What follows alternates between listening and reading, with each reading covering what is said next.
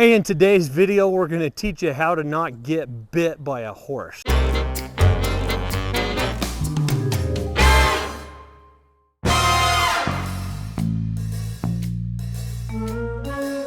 Okay, today we're using Laredo. Laredo is a half Morgan, half thoroughbred horse, and we're gonna teach you how to not get bit by these horses. Now, first of all, I'm on the ground for this video because it's not going to be that big of a problem when you're up on their back, right? Like I've had a horse maybe kind of try to bite my boot or something when I'm up on the back, right? But biting really isn't the biggest of issues when you're up on the back of a horse. Well, especially I guess from the horse that you're on, right? I've had other horses, if we've gotten too close, you know, on the side that have maybe tried to bite or whatever. But we're going to teach you how to fix all of that and how to not get bit. So the first thing I think that's the most important thing is talking about space, right? I remember when I was taking a business law class in college that they talked about the bubble that everybody has, right? And as soon as you enter into somebody's bubble, right, and affect them in some way, all of a sudden you have some legal issues, right? So let's say somebody punches you, right? Guess what? They have entered into your bubble and they're going to have a legal issue, right? As soon as someone has entered into your money bubble or whatever, right? Like let's say they've stolen money from you, from your bank account or whatever, they're going to have legal issues because they've entered into your bubble, right? You have a bubble, the horse has a bubble, we all have a bubble, right? And remember back to grade school, right? Is we were all taught that nobody enters into your bubble unless they are invited, okay? And that goes the same way with horses, okay? Yes, we love horses. They're so snuggly, they're so cute, they're so soft, right? We do not let a horse get into our bubble uninvited. This will help you not get bit, okay? So let me give you an example. I saw a lady at a clinic one time. She had a pocket full of treats right up here on this chest pocket up here, right? And all of a sudden her horse came up and bumped her right in the chest. Horse knew where them treats were. And guess what she did? As soon as that horse bumped her asking for those treats, she pulled out a treat out of that pocket and she said, "Oh, what a tender heart," and then slipped him a treat. Okay, so can you see how obvious it is for me, how it made it so that this horse thought that it was okay to come in and bump her? It almost knocked that lady plumb over, okay? So here's the deal. It is not okay for a horse to come into your space. I am not in a habit of training a 1,000-pound animal to come into my space uninvited, okay? So here's the deal. Create your space. And I like to create my space at about arm's length, right? He's thinking we're going into lunging or something, right? But if a horse thinks about getting into your space, what I love to do is called the stiff arm. Give them the stiff arm like this, right? Notice I didn't even touch the horse. I'm just saying, hey, this is my bubble. This is my space. You ain't in my space until I invite you in my space, okay?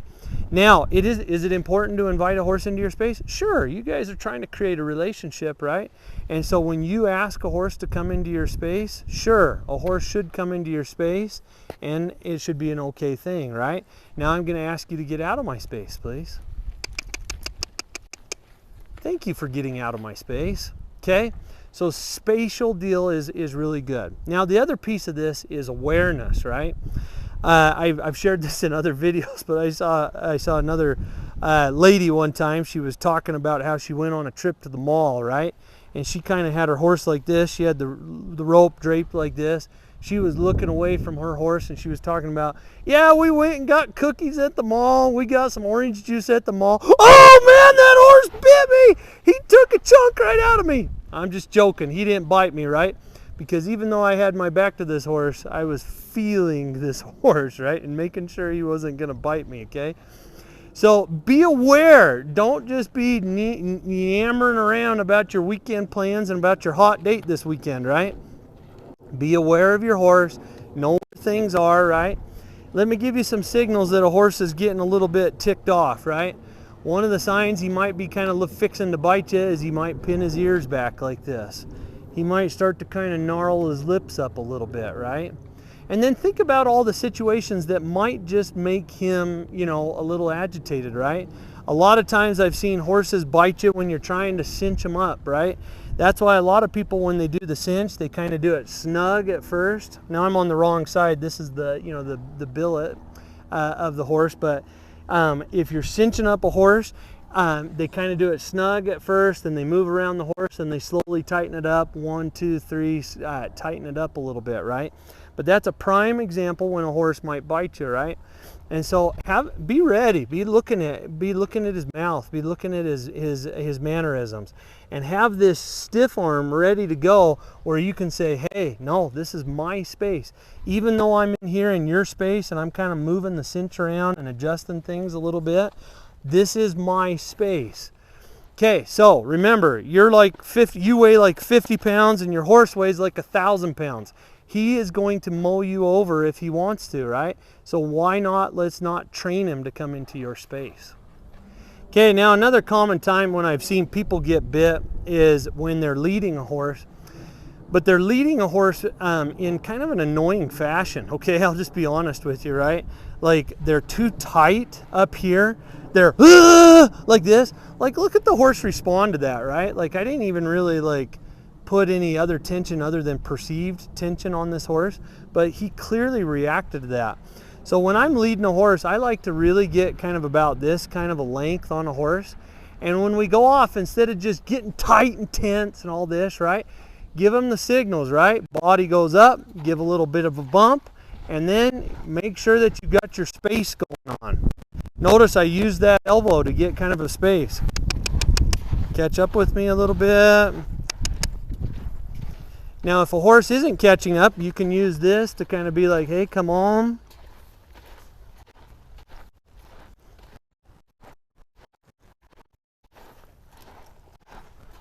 So what I'm doing is I'm playing with the tension, right? If he's behind, bump, bump. If he's good, I'm releasing.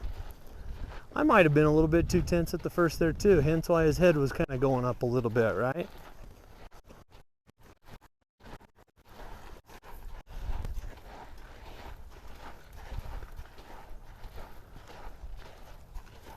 See the distance there, right? And then might as well back him up a little bit off of the distance, right? Now ask him to come into the space. Hold. Create real clear expectations with your horse of where you want them to be. And guess what? The more specific you are, the better your horse will be at it. But if you're just kind of like, oh, he's a gentle thing and just a cuddly teddy bear, then he's going to be wherever he wants to be, right? Because you haven't set any expectations.